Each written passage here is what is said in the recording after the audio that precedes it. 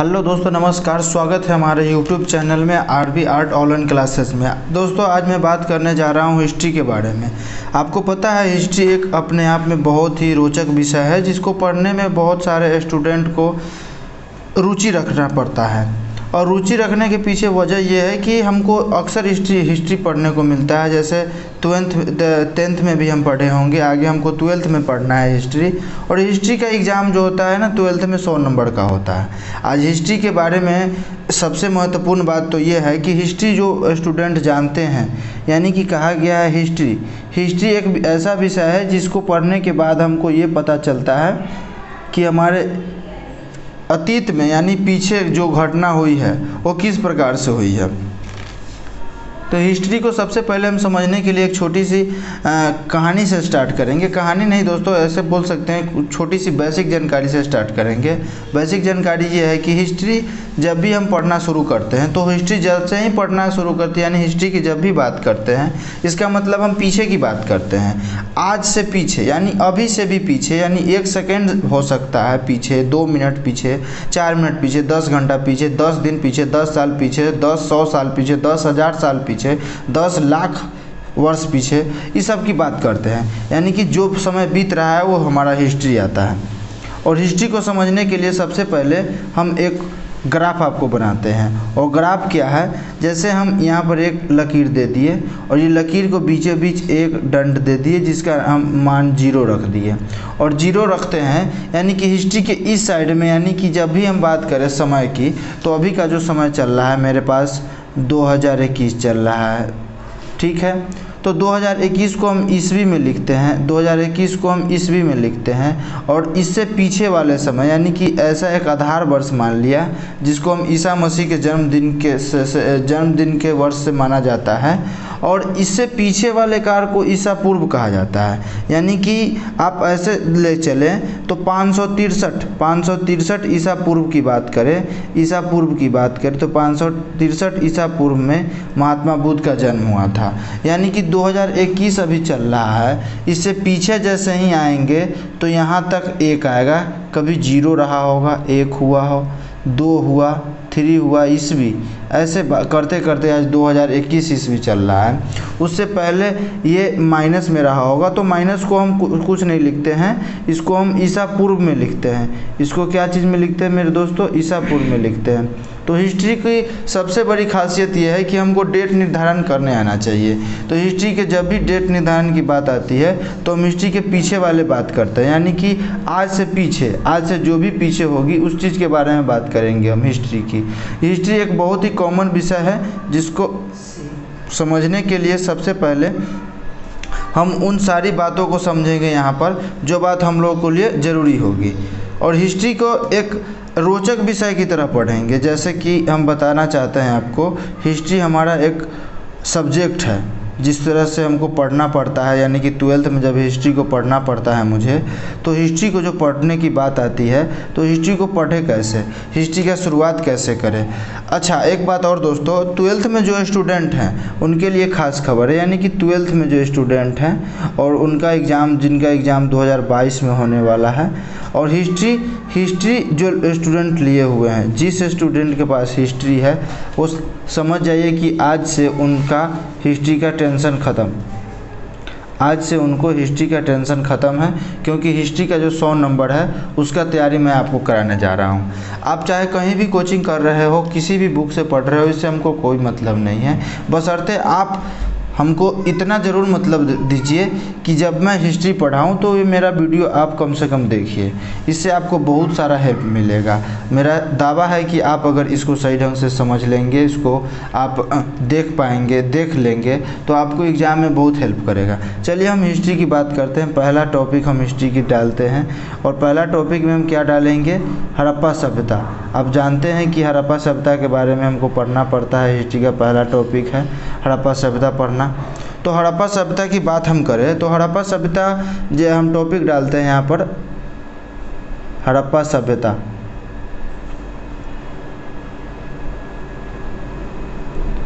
ये हड़प्पा सभ्यता आखिरकार था क्या? हमको अक्सर पढ़ने को मिलता है, अक्सर नहीं, जब आप 12th में आए तो आपको पढ़ना पड़ेगा। यहाँ पर बड़ी र है मेरे प्यारे दोस्तों, ये ऐसे है, इसको हम मिटा देते हैं। ये ये ऐसे हैं। और जब भी हम हिस्ट्री की बात करें 12th में, तो हमको हड़प्पा सभ्यता पढ़ना पड़ता है। हड़प्पा सभ्यता एक्चुअली में था क्या, इसके बारे में थोड़ी समझते हैं। जैसे आप ऐसे समझ लो कि आप जिस कल्चर में भी रह रहे हो, जिस कल्चर में आप रह रहे हो अभी, जिस तरह से आप खाना खा रहे हो, जिस तरह से आप पढ़ाई कर रहे हो, जिस तरह से आप खेल रहे हो, जिस तरह से आपके मम्मी पापा व्यवसाय कर रहे हैं, जिस तरह से आपको पैसे की आमदनी हो रही है, तो कहीं न कहीं आप क्या कर रहे हो कि इस कल्चर में रह रहे हो। यानी कि आपका खाना पीना, सोना, उठना, बैठना, नहाना, स्कूल जाना, मम्मी पापा का आदर करना, यानी कि किसको आप प्रधानता दे रहे हो, कितना किसको मान रहे हो, मतलब इस सारे की सारी क्या होती है, हमारा कल्चर होता है, जिसको हम संस्कृति कहते हैं। और वही संस्कृति एक हड़प्पा सभ्यता में भी थी।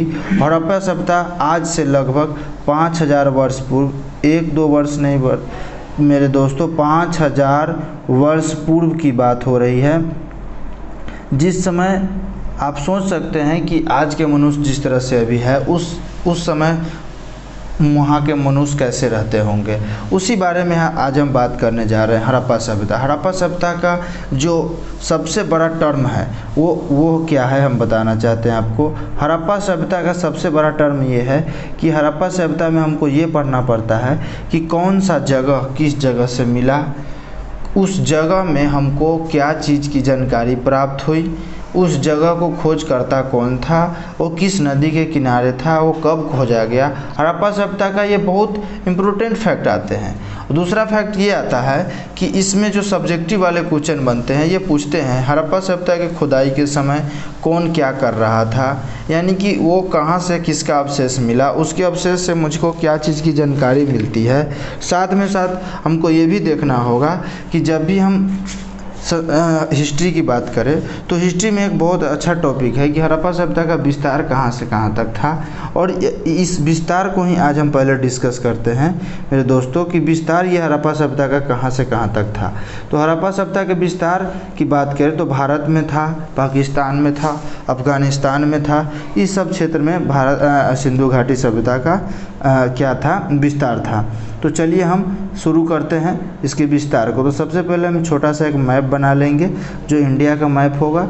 शायद मैं सही से नहीं बना पा रहा हूँ इस पर, तो लेकिन हम समझने के लिए यहाँ पर बना लेते हैं और इस छोटे से मैप से हम समझना शुरू करेंगे कि किस तरह से हमारा जो है ना इसका सिंधु घाटी सभ्यता का विस्तार था। ये हमारा क्षेत्र है। इस क्षेत्र की बात करें, ये हमारा भारत है, ये हमारा क्या है, भारत है। इसको हम थोड़ी सी मिटाते हैं, आप यहाँ पर देख सकते हैं भारत बनाए हैं। अब इसको भारत इसलिए हम बना नहीं पा रहे हैं सही से दोस्तों, क्योंकि ये टच है और ये टच पे बनाना थोड़ा मुश्किल होता है, जिस वजह से मैं बना नहीं पा रहा था। अब इसको हम थोड़ा सही कर लेते हैं। इस जगह का जो क्षेत्र है इस टाइप से है, कुछ इस टाइप से है, नहीं कुछ इस टाइप से है, और यहाँ जो है ना कुछ इस टाइप से है।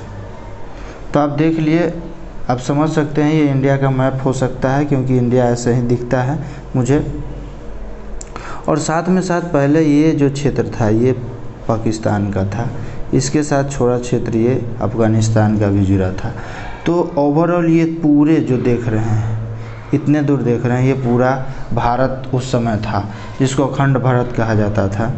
तो ये क्या था कि इस क्षेत्र में जब हम बात करें तो यहाँ पर कुछ ऐसे जगह थे जिनका विस्तार के बारे में बात करें, यानी कि जब हम इनके विस्तार के बारे में बात करेंगे तो एक यहाँ था सबसे उत्तरी विस्तार, सबसे ऊपर में, सबसे नीचा में एक दक्षिणी विस्तार था। जब भी हम बात के सबसे नीचा में एक दक्षिणी विस्तार था, और सबसे पूर्वी विस्तार एक यहाँ था, और एक विस्तार सबसे पश्चिमी यहाँ था, जिसको अब देख रहे हैं आप। तो इस सब का अलग अलग नाम है, लेकिन एक नाम के पीछे एक और कहानी छुपा हुआ है। इसके विस्तार की बात करें, यानी कि जब हम इसके विस्तार की बात करेंगे मेरे प्यारे दोस्तों, यानी कि इसका हम लिख दें यहाँ पर विस्तार। तो ये जो था ना विस्तार, ये कहाँ से कहाँ तक था इसके बारे में भी देखना है। देखिए इस तरह से इसको हम मिलाते हैं, इस तरह से इसको मिलाते हैं और इस तरह से इसको मिलाते हैं, तो यहाँ पर जो आकार बन के मुझको मिला, तैयार हुआ, वो आकार कैसा है? तो आप बोलेंगे कि ये आकार क्या है? त्रिभुजकार है, त्रिभुज है, त्रिभुज का आकार है। तो यहाँ से क्वेश्चन बनता है कि ये जो विस्तार था वो त्रिभुजाकार था। हाँ, एक बात और दोस्तों, हम इसको समझते हैं, एक रफली में फिर से समझेंगे कि उत्तरी सीमा तो आप यहाँ देख लिए, एक बार फिर आपको हम बता देते हैं। उत्तरी सीमा तो आप देख लिए, यहाँ पर सबसे दक्षिणी सीमा यहाँ पर, सबसे पूर्वी सीमा यहाँ पर और सबसे पश्चिमी सीमा यहाँ पर। तो हम उत्तरी सीमा, पश्चिमी सीमा, उत्तरी दक्षिणी सब के बारे में हम थोड़ा बात करेंगे। उत्तरी दक्षिणी पश्चिमी की बात करें तो सबसे पहले हम बात करने जा रहे हैं इसकी सीमा विस्तार की। तो इसको हम मिटा देते हैं, फिर इसको हम उत्तरी दक्षिणी सीमा के बारे में हम अच्छा ढंग से विस्तार से पढ़ेंगे। चलिए, और हड़प्पा सभ्यता में जो खासियत थी इसकी, जो विस्तार की खासियत थी, ये भी जानते हैं हम। विस्तार, तो एक क्वेश्चन यहाँ पर बन गया कि ये त्रिभुजाकार की आकृति में थी, यानी कि ये जो सिंधु घाटी सभ्यता थी ये त्रिभुजाकार की आकृति में थी। दूसरा यहाँ पर हम बात करेंगे सबसे उत्तरी सीमा, यानी कि हम पॉइंट नंबर 1 देते हैं और यहाँ लिखते हैं उत्तरी, उत्तरी, उत्तरी भाग यानी उत्तरी सीमा, जिसको हम बोलते हैं जम्मू में था। ये जम्मू कश्मीर में पड़ता है, ये जम्मू कश्मीर में पड़ता है। इसका नाम क्या था? मांदा। इसका क्या नाम था? मांदा नाम था। और ये कहाँ था? ये चिनाब नदी के किनारे था। दोस्तों एक बात और बतानी थी आपको, पहले नदी का बहुत बड़ा रोल था। नदी का रोल इसलिए था दोस्तों कि आप सपोज डेट मानो कि अभी के समय में, चलो इसको हम लेते हैं, अभी के समय में हम लोग को जब पानी की ज़रूरत पड़ती है तो हम क्या करते हैं? हमारे पास एक नल होता है, उस नल के माध्यम से हम पानी ले लेते हैं। क्या पहले ऐसा तो नहीं था? पहले ऐसा नहीं था। पहले क्या था? पहले लोग जो है ना नदी के किनारे बसा करते थे, नदी के किनारे बसा करते थे मेरे प्यारे दोस्तों। और वो लोग क्या करते थे? नदी के किनारे बस के रहते थे, जहाँ से उनको पीने का पानी मिल जाता था और वो सही ढंग से उनका उपयोग कर पाते थे। तो अधिकतर लोग पहले जो थे ना वो नदी के किनारे ही बसते थे। अधिकतर लोग जो भी थे वो नदी के किनारे ही बसा करते थे। इसीलिए जब भी हम पहले की बात करेंगे, हड़प्पा सभ्यता की बात करेंगे, तो जो भी बड़े बड़े शहर थे वो किसी न किसी नदी के किनारे बसा हुआ करते थे। कोई ना कोई नदी था जिसके किनारे वो बसा करते थे। तो चलिए हम बात करते हैं इसके बारे में, यानी कि ये जो शहर था ये सब किसके किनारे था। चलिए हम यहाँ पर बात करते हैं सबसे पहले यहाँ पर चिनाब। तो आपको हम बता दें ये चिनाब जो था ये उत्तरी सीमा जो जम्मू में पड़ता था, जम्मू में, ये मांदा के पास, यानी मांदा एक जगह है जम्मू कश्मीर में जो चिनाब नदी के पास पड़ता था, यानी कि ये जो जगह थे ये चिनाब नदी के पास थे। तो आप ये क्वेश्चन बन गया कि हड़प्पा सभ्यता का सबसे उत्तरी विस्तार जम्मू में मांदा नदी के पास, चिनाब, मांदा जगह पे चिनाब नदी के पास। और दूसरा हम बात करें दोस्तों, यानी कि अब ये तो उत्तर वाला चिन्ह हो गया, हम दक्षिण वाले अब चिन्ह के बारे में थोड़ी बात करते हैं, दक्षिण वाले चिन्ह के बारे में थोड़ी बात करते हैं। अच्छा एक बात आपको पता है कि नहीं, ये जो मैप में जब भी हम कोई नक्शा बनाते हैं, कोई भी नक्शा, तो उस मैप को समझने के लिए हमको दिशा का ज्ञान होना बहुत ज़रूरी है। दिशा का ज्ञान कैसे होगा मैं पहले बताता हूँ। देखिए ये दिशा कैसे है, ये 4 ठो, ये आपके पास दिशा हो गया, ये 4 ठो दिशा है आपको, ये 4 ठो दिशा है। इस दिशा को क्या बोलते हैं? आप कभी भी किसी भी समय इसको हम बोलते हैं नॉर्थ, यानी कि उत्तर। आप ऐसे हिंदी में ही समझो, मैं ज़्यादा बातें मैं हिंदी में लिखूँगा। इसको बोलते हैं उत्तर। उसके जस्ट नीचे क्या आएगा आपको? दक्षिण।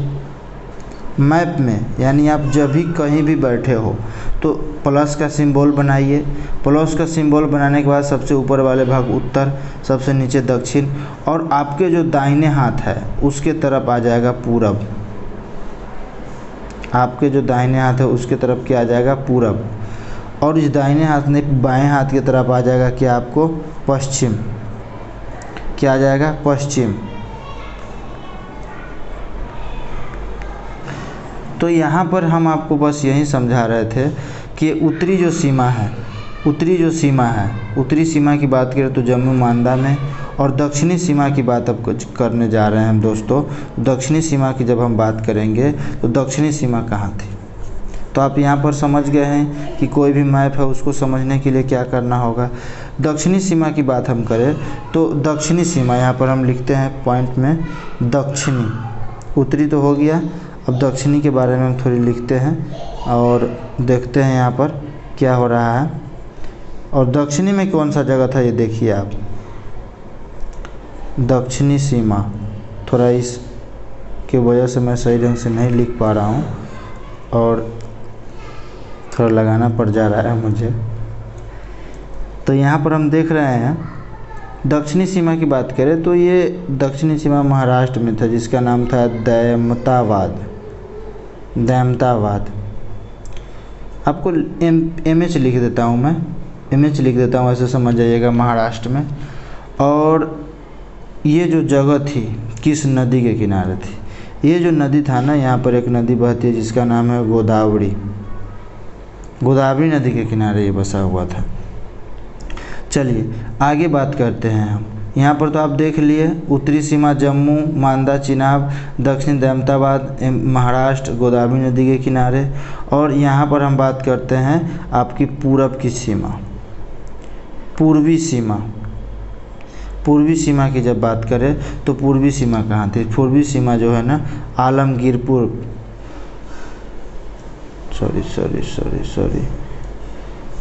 आलमगीरपुर जो कहाँ पड़ता है? यूपी में पड़ता है मेरे दोस्तों, ये यूपी में पड़ता है। किस नदी के किनारे था ये आप जान लीजिए, ये था हिंडन नदी के किनारे। यहाँ पर एक नदी बहती थी, हिंडन नदी के किनारे ये बसा हुआ था पूर्वी विस्तार आलमगीरपुर। आगे बात करते हैं हम। आगे जब बात करेंगे तो पश्चिमी विस्तार आ जाएगी। हम पश्चिमी विस्तार के बारे में पढ़ते हैं। पश्चिमी विस्तार, ये जो पश्चिमी विस्तार थी ये कहाँ थी?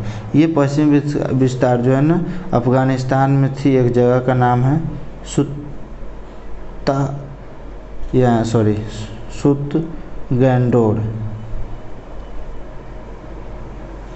गैंडोर, इसकी जगह का नाम है सुतका गैंडोर। और ये कहाँ पड़ता है? AF लिख देते हैं, अफ़गानिस्तान में पड़ता है। और ये किस नदी के किनारे था? ये जो नदी के किनारे था वो किस नदी के किनारे था? ये था दासक नदी के किनारे। कौन नदी के किनारे? हम यहाँ पर दूसरा कलम यूज करेंगे। ये था दासक नदी के किनारे। तो ओवरऑल आप यहाँ पर समझ गए कि ये किस नदी के किनारे था। और यहाँ पर जब भी हम बात करने जा रहे हैं तो एक बात और हो रही है कि जो इसका विस्तार था उसको तो हम समझिए दासक नदी के किनारे है, लेकिन जब हम इसके बारे में शुरू से पढ़ना स्टार्ट किए हैं तो ये बात आपको हम बता दिए हैं कि ईसा पूर्व और ईस्वी किसको बोलते हैं। ईसा पूर्व और ईस्वी में अंतर क्या होता है? तो एक बात और यहाँ पर हम दोस्तों बता दूँ कि यहाँ पे एक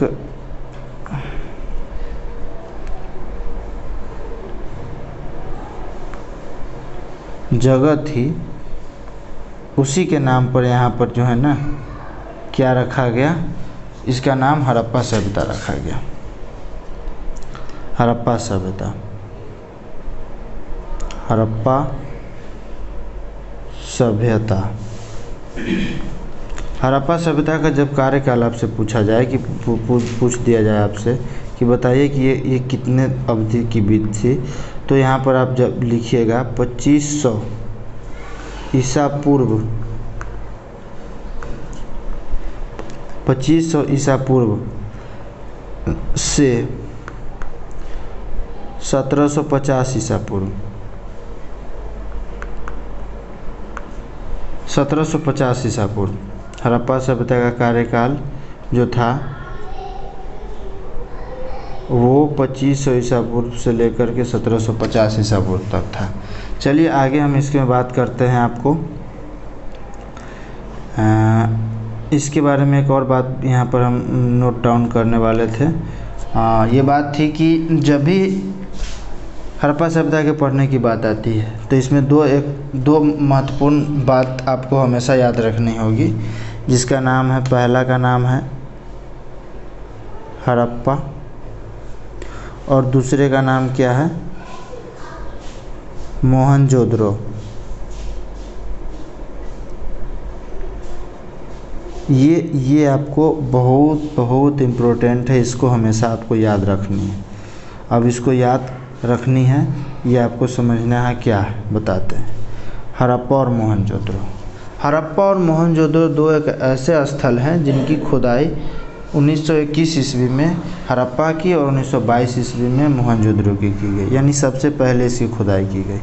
तो हड़प्पा की खुदाई पर ही सबसे पहले हड़प्पा नामक जगह की खुदाई हुई, वहाँ से ही पुराने अवशेष मिले, जिससे हमको वहाँ के लोगों के बारे में पता चला।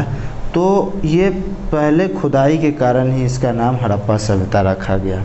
और हड़प्पा सभ्यता की खोज कौन किए, कब किया गया और किस नदी के किनारे, क्योंकि मैं आपको बता दिया हूँ कि कोई ना कोई ऐसे जब भी कोई शहर की बात है तो कोई ना कोई नदी के किनारे बसा होगा। तो पहला इसमें टर्म आता है आपको कि किसने इसकी खोज की, तो आप लिख दीजिए यहाँ पर क्या किसने की राय बहादुर, इसका पूरा नाम है राय बहादुर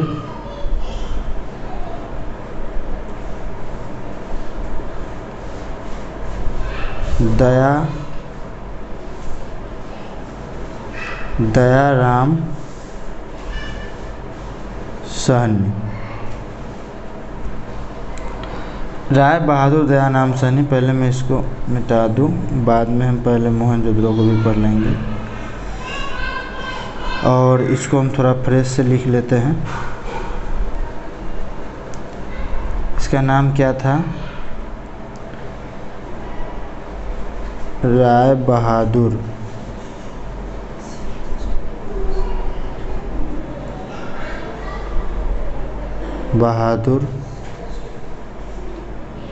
दयाराम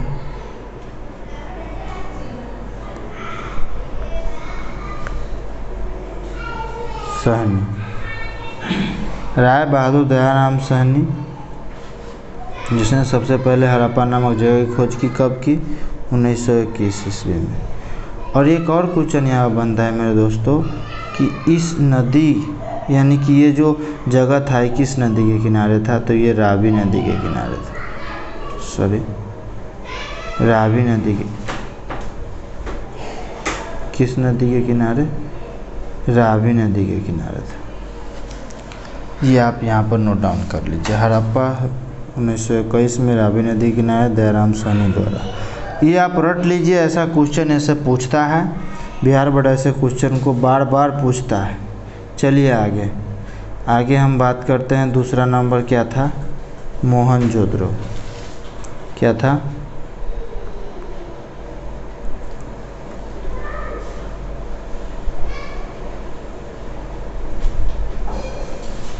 मोहनजोदड़ो की खोज 1922 ईस्वी में कौन किए थे, ये भी देख लेते हैं हम। ये किए हुए थे राखालदास बनर्जी।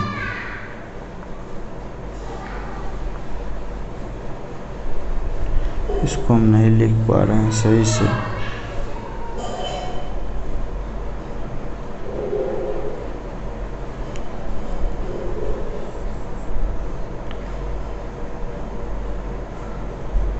राखालदास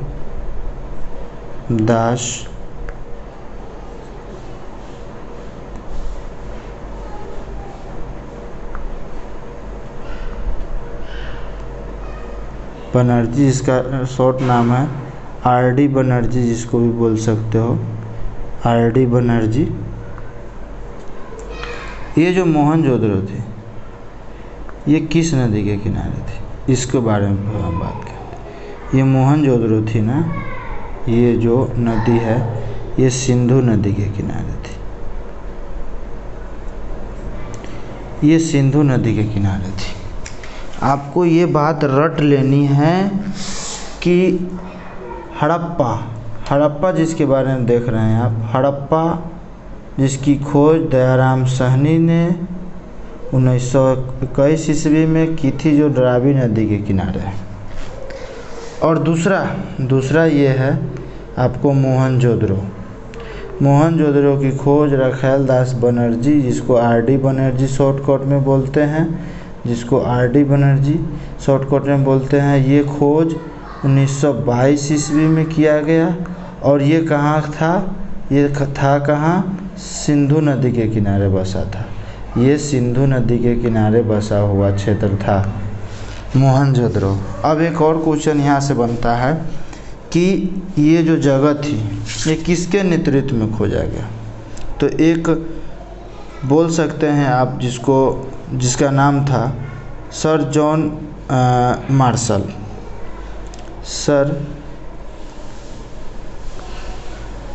मार्शल, इनका नाम ही था इस टाइप से।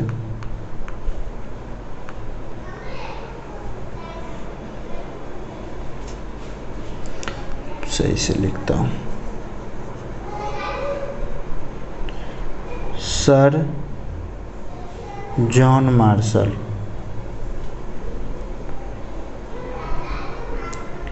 इन्हीं के नेतृत्व में ये दोनों आदमी, दयाराम साहनी और अखिल दास बनर्जी ने इसकी खोज की थी। इसकी खोज में सबसे भारी भूमिका तब हमको पता चली जब हड़प्पा की खोज हो गई, तो मुझको ऐसा प्रमाण मिलने लगा जिससे ये ज्ञात होने लगा कि हाँ, कुछ वर्ष पहले इसकी जो यहाँ के लोग जो निवास करते थे वो सच में थे। आगे हम आपको एक बात और बताना चाहेंगे, जो अक्सर एग्ज़ाम में क्वेश्चन ऐसा पूछते हैं एग्जामिनर, कि ये जो खोज थी, खोज में जो भी अवशेष मिले हैं और वो अवशेष कितने साल पुराने थे, ऐसा क्या था उस अवशेष में जो लोग इसका उपयोग करते थे। हो सकता है बहुत पुराने में हमको मिट्टी के बर्तन मिले जिसको मनका बोलते थे, चूड़ी मिली, वहाँ से हल के साक्ष्य मिले, चावल के साक्ष्य मिले, यानी चावल के तो जौ के साक्ष्य मिले। तो इस टाइप के जो भी क्वेश्चन आते हैं, अक्सर बच्चे कंफ्यूज हो जाते हैं कि ये जो क्वेश्चन मतलब साक्ष्य, और क्वेश्चन ये भी पूछ देता है कि इनकी जो आयु है वो किस कारण से, किस वजह से और किस विधि द्वारा इसको आयु को ज्ञात किया जाता है। तो दोस्तों मैं बता दूं, एक विधि है जिसको कार्बन 14 विधि कहते हैं, यानी कि कार्बन 14 विधि।